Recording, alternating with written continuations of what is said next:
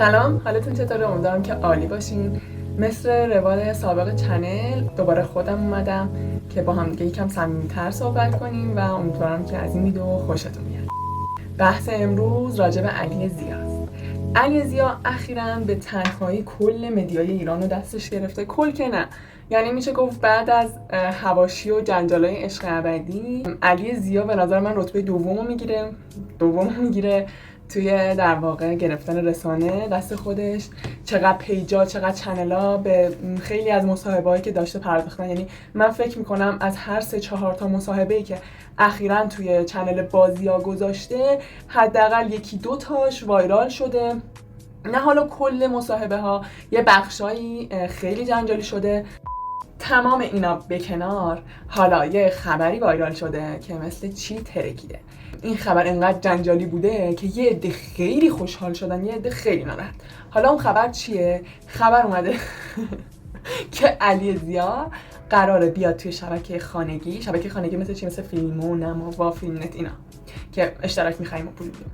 اما قبل از اینکه بگم اصلا راجع به چیه این برنامه، یه سری ریاکشن ها رو بگم. خیلی ناراحت شدن از این موضوع، یه دم خوشحال شدن.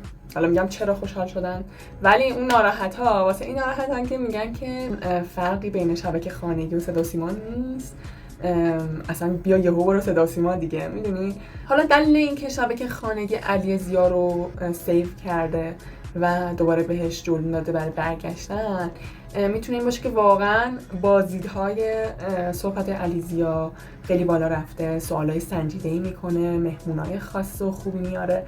حالا خبر جالبتر و جنجالی‌تر اینه که قراره مهمونای برنامه گنگ علی ضیا رپرها باشن. یعنی توی یه برنامه توی ایران برای اولین بار قراره که رپرها به صورت رسمی حضور پیدا کنن و اجرای آهنگ کنن، این آهنگاشون رو بیان اجرا کنن.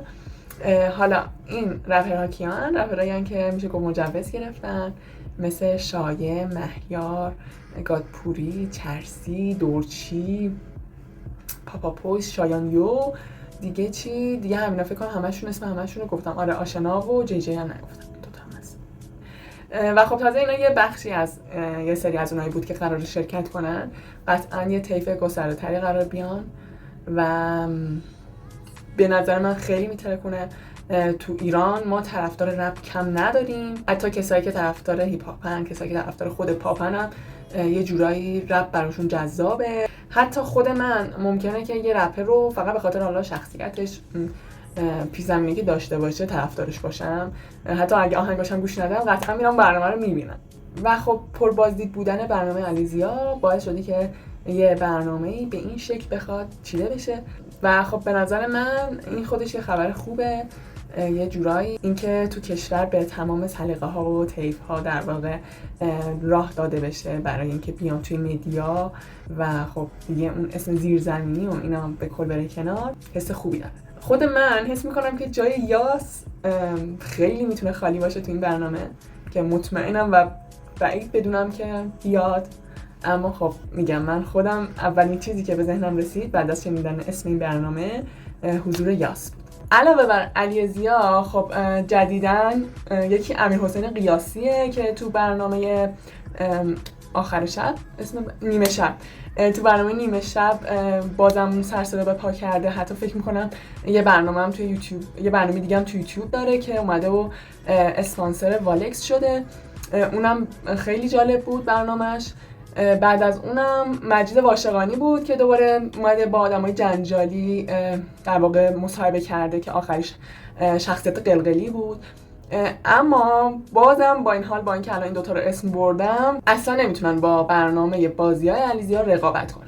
ببین، نظر شخصی خود من، اول از همه که میخوام بگم کاملا اول بحث اینو روشن کنم که من بی‌طرفم، اصلا سمت و سوی خاصی ندارم، فقط دارم نظر خودم رو با توجه به چیزایی که خوندم، چیزایی که دیدم میگم. علی ضیا قبل از اینکه بیاد توی در واقع مدیای یوتیوب و برنامه خودش رو بخواد اجرا کنه، وقتی که توی تلویزیون بود، مخصوصا اون سالهای اول، به نظر من خیلی مجری لوس و بی‌مزه‌ای بود. یعنی به محض اینکه میومد تو تلویزیون واقعا من سریع دنبال کنترل میگشتم که کانال عوض کنم.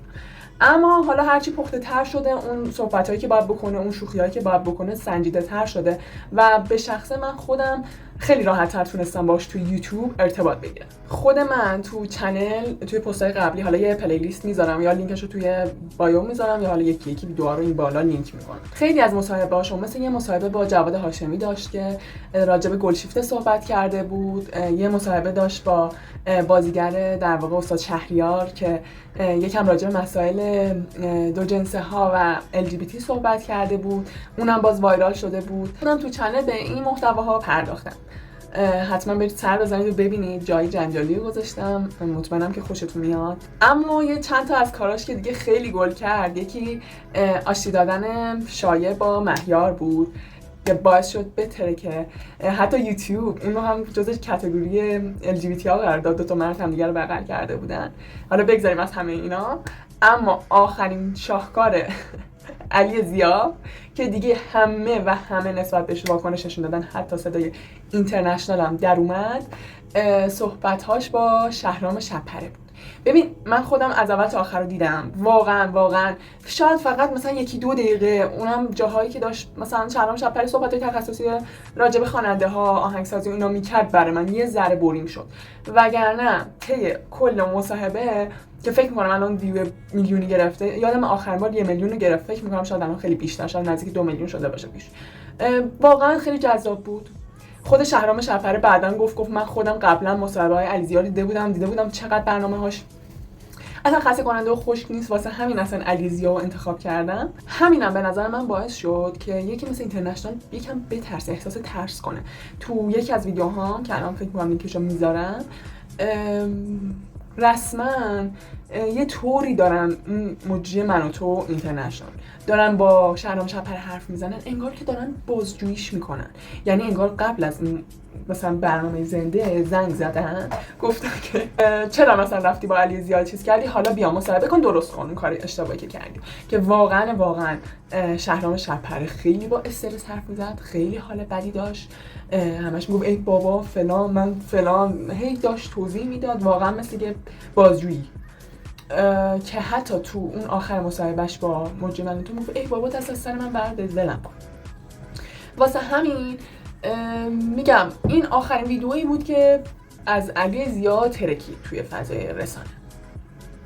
همونجا هم جدا از اینکه خیلی‌ها به شهرام شب‌پره خورده گرفتن که آقا تو چرا در واقع میری با کسی که قبلا توی صدا و سیما با مداها، با آدمایی که حالا اصلا شبتی به خواننده خارجی ندارن صحبت کرده میری مصاحبه میکنی. یه عده دیگه هم از اون طرف به علی زیا خورده گرفته بودن که بابا تو اصلا سمتت کدوم وریه، چیکار داری میکنی. همه یه جورایی کنجکاویشون از این بابت بود که الان علی زیا داره چیکار میکنه، قبلا چرا اینجوری بود تو صدا و سیما. بعد الان مشخص نیست که آیا صدا و سیما علی زیا رو انداخت بیرون، خود علی زیا با صدا و سیما خدافظی کرد. من تامنیلام معمولا تامنیلای خوبیه، باعث میشه که خیلی کلیک بشه روش، اما چون از چنلم حمایت نمیشه، لایک و سابسکرایب نمیگیرم، یوتیوب از جای به بعد از الگوریتم میارتش بیرون.